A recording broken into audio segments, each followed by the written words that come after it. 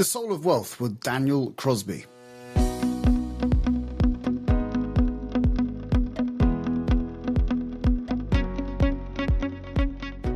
Hello, and welcome to another episode of the Retirement Cafe podcast with me, your host, Justin King. If you're thinking about your retirement or already retired, you're in the right place. My aim is to help you plan for and live a successful and meaningful retirement. Retirement is far more than just a financial event. It's a significant life event, a major transition, which will bring with it new challenges and opportunities. So each episode contains tips, information, and inspiration to help you feel more informed and confident about your retirement. I hope you enjoy today's episode. Today, I'm thrilled to welcome Dr. Daniel Crosby, a psychologist, a behavioural finance expert, and a New York Times best-selling author. Dr. Crosby is best known for his groundbreaking work in helping investors understand the psychological factors that influence financial decisions, a topic that I'm passionate about. He joined me to share how his latest book, The Soul of Wealth, can help us find the right balance between monetary wealth and true soulful wealth in retirement. So without further ado, here's my conversation with Dr. Daniel Crosby. Welcome to the Retirement Cafe podcast, Dr. Daniel Crosby. How are you? Justin, good to be with you. Yeah, thank you so much. Thank you so much. I've been an admirer of your work for a long time and read many of your books. And I've got your latest one in front of me, which I'm very much enjoying. I've got the hardback and I'm also listening it to on Audible. So you've got two sales there. But before we dive into your latest book, can you share a bit about your background? And I'm always really intrigued. How did you end up doing what you're doing? Yeah, that's a great question. So it's good to be here. I am a psychologist by education. So I actually went to school and I have a PhD in clinical psychology. So about 3/4 of the way through my doctoral program, I was working with clients. I was, in session with clients 40 hours a week, and I was absolutely burning out. I mean, I began giving, giving psychotherapeutic services when I was 23 years old, which I think we can both agree is a great time to dispense life wisdom to people at 23 years of age. And so, by the time I was 27, I was just burned out, and I frankly just had bad boundaries. I was taking my work home with me. My clients, many of them were having severe trauma and severe distress and going through some of the worst things that life can throw at us. And I just didn't have the ego strength or the boundaries to leave that at work. And so I came to my dad, who is, my dad and a great friend and a financial advisor. And I said to him, hey, I love human behavior, studying human behavior and why people do the things that they do is a joy in my life. But I don't think I want to do it in a medical setting. And I'm sort of out of ideas. What do you think I should do? And my dad, who, this is 15, 20 years ago, my dad, who had never heard of behavioral finance, said, well, hey, there's a lot of psychology in my work. And, a lot of what I do for clients is manage their emotions and their fears and their greed. And maybe you could look into something there. And so that comment from my dad, he sent me to the local bookstore and said, hey, go get some books on investing. And that comment from my dad is, long story short, what put me on the path to where I am today, which is, a career that's been wholly devoted to studying the psychology of money and why people do the things that they do with their money. Yeah. Fascinating. Yeah, it is. I do find it an absolute fascinating subject myself. Always trying to consider why my clients are making decisions that they're making, and also realizing that I'm not beyond these, I'm not beyond these behavioral biases as well. And I, again, through my career, I'm significantly older than you, but, I've been doing this for 30 odd years now, which I find quite extraordinary.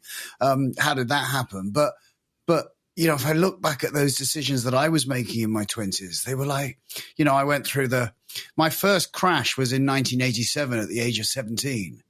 And, like, oh my gosh, look what's going on in the world. And then I thought I was all, God's gift to investing in the dot-com boom. And then realized that actually, just because a business was a good idea didn't mean that the price I was paying for it was a good price. And lost not a significant amount of wealth, because in my early 20s, I didn't have a significant amount of wealth, thank God. But, just made some daft decisions. And yes, 30 odd years later, many of your books and an insight into way we make decisions over that period of time has probably helped me give a little bit more sage advice. But coming back to your books, the Behavioral Investor and Laws of Wealth, what was your intention behind your books? So, my first two books, the Laws of Wealth, was sort of written to speak to the planning side of the psychology of wealth, right? So sort of how can you stay out of your own way? What are the most common behavioral biases and behavioral traps that we fall into? How can you avoid them, right? That was kind of, that book was a primer on behavioral finance from sort of a planning perspective. The Behavioral Investor has a great deal more about like how can we, the meat and potatoes of allocating assets and picking stocks, and what does psychology tell us about that? And then, this new book sort of assumes that those foundational things are in place, and it assumes you're making good decisions. And when you do make good decisions over time, you end up with a little money. And now it says, okay, so what do you do with this, and how do you make life good, and how do you make life meaningful and purposeful and vibrant? Because this is a bit of a soapbox of mine, but we could get very down the weeds with this, but this is the wealthiest the world has ever been. I mean, we have more abundance and safety and wealth and riches than the world has ever had, and yet the world, at least the Western world, is profoundly sad and has sort of an impoverished spirit, if you will. And so there's a disconnect between the financial wealth that the developed world is enjoying so richly and sort of how we're all doing. Yeah. Yeah. And, for the listeners of this podcast thinking about retirement, and obviously we kind of need to get people to think about retirement way, way, way before they even get close to it, because actually that's where they can have significant impact, on their 30-year future self. But what are the real dilemmas I see people facing is this, at 55, 60, 65, they've spent 30 years accumulating. And they've been very focused on diligently saving in their workplace retirement schemes, or their private schemes, and maybe additional savings, and thinking about, for your audience, the US college, for your college education, for our university education, they're thinking about their children. They're thinking about all those things. But all of a sudden they reach this point where they stop saving and they start spending. And I see, it's a massive amount of stress, because all of a sudden, I mean, some people in the UK have kind of guaranteed state pension benefits, which I know you have, social security benefits, but then they have these defined benefit pensions. They're much less and less available now. So then people have got and amassed whatever their savings are in investment funds, but they've got to start drawing down on it, and they're no longer contributing. So often they can see that continue to fall, or to draw more capital out than it accrued in a year is a significant shift, and it becomes a bit terrifying for people. How do you think people can address that? So this is one of the thorniest behavioral problems we see. I did research on couples. I interviewed 425 couples here, in the U.S. and Canada. And I basically asked them, what do you fight about when you fight about money? And it was some of the coolest research I've done. The number one thing that we found was people in partnerships tend to disagree about the best use of money. Is the best use of money to enjoy today or to secure against an uncertain tomorrow? And it was nearly 50-50. So you've got half of the people in the world are just sort of natural savers. And they have a hard time flipping that switch because that's definitely the way that they're wired. And so I think we have to approach this from a few levels. One of the chapters in The Soul of Wealth is called Take the Worst Case Off the Table. And I give the example in the book of Hyundai, the auto manufacturer, who in the great financial crisis, they took the worst case off the table by what they called their Hyundai Assurance Program, which was, if you lose your job, if you buy a new car from us and you lose your job, we will take it back, no questions asked, and give you your money back, right? And that was at a time when people were frozen in fear, a way that they got them to sort of take the worst case off the table. So I think there's a piece of that can unfreeze people who are entering sort of the decumulation phase of retirement too. Like, okay, what's the bare minimum that we need to reach, right? Is it a paid off house, a paid off car and X amount of dollars in the bank? Okay, that's fine. We can keep it at that level. We won't go below that level. But that'll buy us some safety.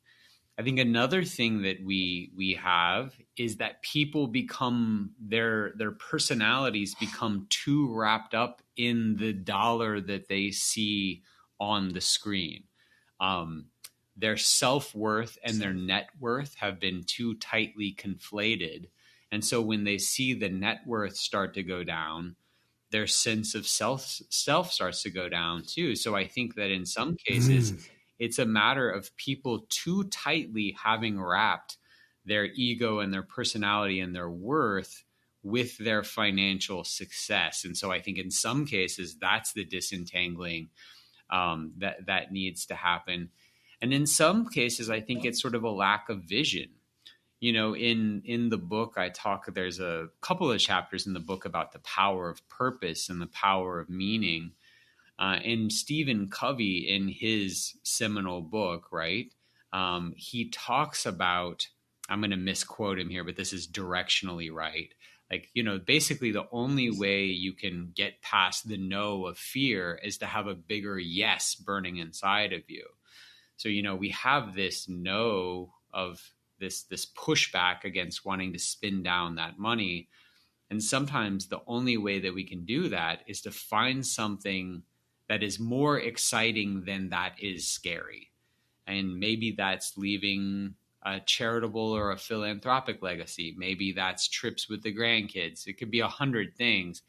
But I think sometimes people haven't found the way to spend money that is as exciting as saving money feels good, if that makes sense. So I think there's many angles you can take this from.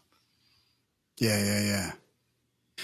And the other huge quandary I see when I'm talking to clients, and a lot of this comes from our regulator, about assessing someone's attitude to risk. Now, obviously, this is a psychological kind of behavior, but, in my perspective, if I ask someone their attitude to risk around money, they're going, I don't want any risk around my money. It's a nuts question. It's like, why would I, especially I've just reached retirement. I don't want to take any risk. And then, of course, you can unpack the risk of inflation and a fixed income. A fixed income and continual inflation, a 30-year retirement for a couple, that's a huge downward slope. So we need possibly to take some risk just to kind of match our cash values on an ongoing basis. So what we take to the supermarket each week can be maintained in its buying power. But really, if again, coming back to that question, what's your attitude to risk? Most people, there isn't one. I think there's an element from our regulator that that is not, they're not really telling the truth. There's risk in cash as bonds as well as equities. But how would you, for those who are listening, how would you kind of unpack that risk conversation? Yeah, so I think you started to address it with some of your comments around purchasing power and inflation. I think first we have to educate that oftentimes the greatest risk of all is taking no risk. And so for people who sit in cash, and again, there's a chapter on this in the book, right? For people who want to sit in cash, at least in the US, I don't know what I assume the British stats look similar. You lose about 3% a year in purchasing power, guaranteed. And I mean, sometimes it's much more. Here, it's been much more recently. And so there's a risk in that, right? I mean, there's like almost a certain risk in, taking no action is going to result in a guaranteed loss of wealth, a guaranteed loss of purchasing power. So first, like, let's get our minds around that risk and call that what it is. Okay. So once we've sort of accepted that the greatest risk is taking no risk at all, now I think we move on. And what I found is that people broadly fall into two camps with the next thing that I'll talk about. There's the risk of, the sort of the fear of missing out, which is a form of psychological risk, like the risk of underperformance. And then there's the risk of regret, the regret of loss or that sort of thing. And most people are more tightly attuned to one than the other. For me, I'll underperform all day long, but losing money is hard for me. And, my wife is the same way. For other people, they're more wired for upside. And the greatest risk for them is, the risk of sort of a dull year or lame returns or muted returns. And so I think, first step is understand that the greatest risk is no risk of all. Second is sort of personalizing a bit by saying, look, is this person more in the fear of missing out camp or the fear of regret camp? And then when we move past that, you can talk about the three dimensions of risk. And psychology actually introduces a third dimension of risk. So at the risk, of getting a little wonky here, there's sort of three pillars of risk. One is your risk tolerance. This is your long-term willingness to make, risk and reward trade-offs. Most people have a relatively stable, desire to take more or less risk in terms of a risk-reward trade-off. Next, we have your risk capacity, which is how much risk can you afford to take given how much money you've saved, how big your goals are, your age, your time to retirement. So, all else equal, being richer, being younger, and wanting less gives you, more risk capacity. But then the final piece is that risk composure. This is the psychological or the behavioral piece, which is how emotional are you? And what is the likelihood that a short-term emotional blip in the markets is going to throw you for a loop? And so people need to understand all three facets of that, right? Like, and how can you move the needle on those three to make sure your risks are aligned? So it's a multiphasic, multifaceted thing, but it begins with education, and I think it ends with education. Yeah. And yet again, it's just hugely complex, which you've just, for the average person in the street who's just looking at their pension portfolio and they're going, they're looking at whatever return they've received in the last 12 months. Most people don't even have a clue where that's actually invested and the risks that the manager is actually taking with their money. That's true. So an appraisal of that, first of all, is obviously important. Mm-hmm. Now, turning to your book, there's a chapter, and I love the book because this is, in essence, there's 50 stories, so you can dip into it. You don't have to read it cover to cover. You can literally go through the titles and go, right, oh, that looks really interesting. And coming back to, well, I've got two stories two of the 50 I really want to chat to you about. And one being, I think, very relevant to what we've just been talking about is the chapter, Listen to Women, and how brilliant women are at investing. Yeah, I'm glad no one chooses that one. That's a good one. That's a good one to talk about. I'm glad you chose that one. It's toward the end of the book. Yeah. So the Listen to Women chapter I really wanted to have in there because women are the ultimate investors, and women outperform men in every context. Women like professional fund managers, hedge fund managers, mutual fund managers, like little mom and pop investment groups, retail accounts, everywhere. Women outperform men, and they do so handily. And we could talk about the reasons why in just a second.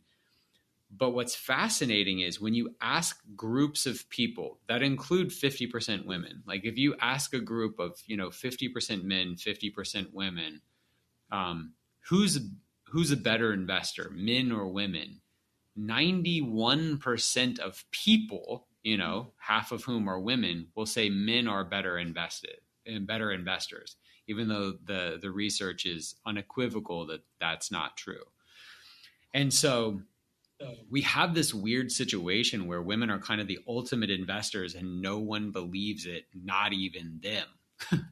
And so I'm trying to get the word out, Justin. I'm trying to get the word out that, women need, women tend to, at least in the US, I assume it holds true for your part of the world, tend to be more involved with the day-to-day sort of household finances, but less involved with the big picture, like investment decision-making, which is arguably the more, they're both important, but arguably, the more important and more consequential part of it is like, what are we doing with our big money? So women need a seat at the kitchen table and at the boardroom table when it comes to making financial decisions. And when it comes to why, part of it is nature and part of it is nurture. There's a great book called The Hour Between Dog and Wolf that talks about just sort of the physical, things like testosterone and the ways that things like testosterone are implicated in investment decision-making. Women have 10 times less testosterone than men, and it turns out it's not great for making level-headed decisions, So right. I think women are have a biological advantage. And then you think from a nurture perspective, think what men are rewarded for versus what women are rewarded for. Men are rewarded for arrogance, surety, bravado, being loud, pounding the table.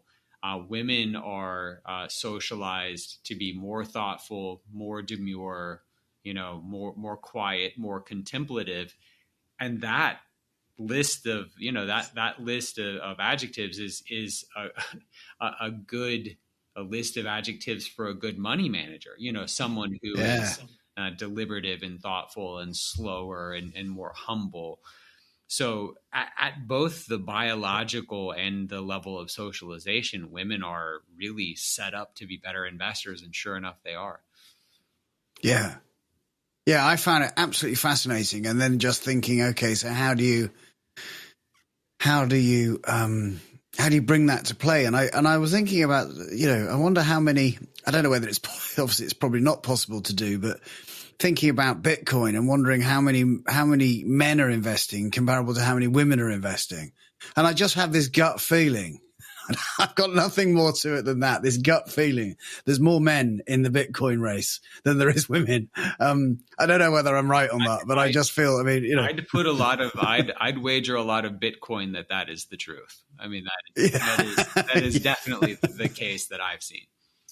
Yeah. Yeah. So, again, the thoughtful kind of, I ran my, as a very global passive all equity, low turnover portfolios that I run for my clients. And, the intention is to be boring. There's nothing more to it than that. And I think, any women who I do engage with, on that front are kind of going, yeah, that seems to be fine with me. But yeah, it'd just be. I thought it was an absolutely fascinating chapter, and more people should listen to the women in their life when they're talking about their money. Yeah, sure. Though I do also find that in a lot of couples, and maybe it's the age groups that I'm working with, a lot are quite disinterested, and kind of go, my husband sorts that out type of thing. And, I'm really, I'm quite enjoying the coffee and a chat, Justin, but really, as long as you can tell me that I'm okay, then that's all I really want to know. It's interesting. You see what we see is there's a confidence gap among older women that narrows almost to the point of being non-existent in younger women. And there's sort of an interest gap and a confidence gap. And I think that a lot of women have been socialized to be disinterested, or they've been socialized to say you're not good at this. And even if you look at little girls and little boys' math scores, they start to diverge around, here I know our grades are going to be different, but around the age of 10 or 11. And what you see is that girls start to be socialized. Their math scores are neck and neck with boys, all through elementary school. And when they start getting into middle and high school, girls and young women start to be socialized away from STEM careers, math and science careers, and they start to be socialized towards these pink collar professions that are maybe a little more in sort of the human resources, human behavior type part of things. So I think, there's a lot of evidence to suggest that sort of in nature, right? In nature, women and girls are just as interested in all of this as men and boys, but society has sort of pointed them in ways big and small to other places. And I think if we can, part of it is we have to have eyes to see that, so we stop doing it and give, the next little girl Einstein the chance to discover her career. Yeah, fascinating. Really interesting. I'd like to unpack that more if we had the time. Let me turn to the other chapter that I'm going to slaughter in my pronunciation, I'm sure. This is a chapter called You Are, or essay in essence, I think we could call these. You Are Not Your Things. This is about Denis Diderot, a famous I was unaware of Denis Diderot, and hopefully I've got the pronunciation correct, was a famous 18th century French philosopher and co-founder and writer of the Encyclopédie. And this is a fascinating story. Tell me a little bit about this. And how did you discover this? I collect weird stories like it's my job. I mean, I guess it is kind of my job, but the Diderot effect is this philosopher, right? He didn't have a whole lot of money. And the Queen was a fan of his work. And I believe he had a child who was getting married, and he needed some cash. And this Queen says, "Look, I'll buy your library." Like effectively, like I'll buy your journals and your books. And in essence, he's selling his royalties, isn't he? His lifetime work. He's selling them for a cash sum up front. Correct. Yeah, he's getting an advance against sales on his book to the Queen. And so he gets, I believe it was about $60,000 US in today's dollars. And so he helps to pay for this wedding, but he buys himself a beautiful robe, right? He buys himself a beautiful robe. But once you're laying around the house in your gorgeous silk robe, the couch that you're laying on starts to seem a little shabby. So then you've got to replace the couch. And when you replace the couch, now the lamp looks outdated. And now you replace the lamp. And now you need new shutters on the windows, and on and on. And so the Diderot effect is this idea that sort of consumption begets consumption. and that oftentimes buying one expensive bauble will lead to an avalanche of likewise expensive baubles. As I sit here and look at my guitars and my amps and my chords and my pedals, I can attest that this is true. It's brilliant. I mean, yeah, I think we can all listen to this and go, yeah, we've all been slightly guilty of, well, majorly guilty maybe of, it is that, it's no good having a smart suit if you've got really scruffy shoes. That's right. Well, why? Well, because you look silly, or we feel that we look silly, and that's it. Yeah. So, there's a lot of, it's a fascinating book. As I always found all your work fascinating. I only wish I had the time to study it even more. But I think I really can recommend it to our listeners, and in fact, all of your work. And so much of financial success, the real theme running through all your work is that financial success is not so much about you picking the right stock, finding the next Amazon, finding the next, .com in essence, which is going to shoot, or buying Bitcoin, 15 years ago, or whenever you possibly could. It's just about understanding how you behave around money and then making some sensible decisions.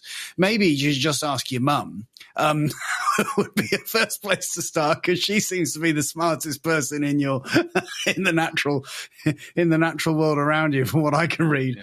But actually, these just thoughtful decisions and understanding your biases can really significantly enhance your long-term wealth.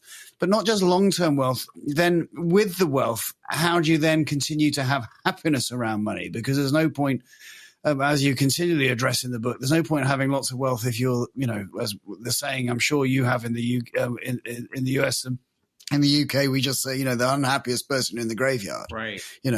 That's just nuts as well. So, I can highly recommend it. I've really enjoyed it. As I say, I'm listening to it on Audible at the same time, on my dog walk in the morning, and getting a lot of wisdom. So, thank you so much for writing it. Thank you. It was a pleasure to write it, and thank you for having me.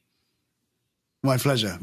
So, well, once again, thank you so much for your time, Daniel. Where can people find more about your work and make contact and maybe follow you? Sure. The name of the book again is The Soul of Wealth. Probably Amazon's probably the easiest place to get that. Hope everyone will go check it out. I have a podcast called Standard Deviations. I'm on Twitter at Daniel Crosby, and on LinkedIn, Daniel Crosby, PhD. Brilliant. Well, we'll put all those in the show notes. I highly recommend reading some of Daniel's work. And once again, thanks for taking the time to chat to us. Thank you, Justin. A massive thank you to Dr. Daniel Crosby for taking the time to join me today. You can find links to Daniel's books and how to connect with him in the show notes wherever you've listened to this episode. I hope you found our conversation helpful. If you have, please leave us a review on Apple Podcasts. It really does help more people like you find us. And for more interviews and retirement planning videos, you might want to check out my YouTube channel. Just search for The Retirement Cafe with Justin King, or click the link in the show notes. You can also get in touch with feedback or guest ideas. You can reach me on hello@theretirementcafe.co.uk. So until next time, I'm Justin King, helping you feel more informed in your retirement.